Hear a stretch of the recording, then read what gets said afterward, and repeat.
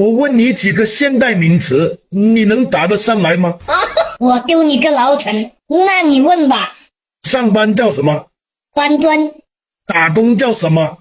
打螺丝。偷懒叫什么？摸鱼。围观叫什么？吃瓜。漂亮叫什么？养眼。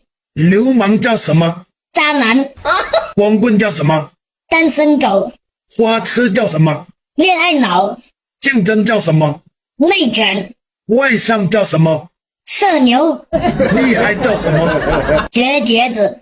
很棒叫什么？ YYDS。那像我这种深情的男人叫什么呢？一只舔狗。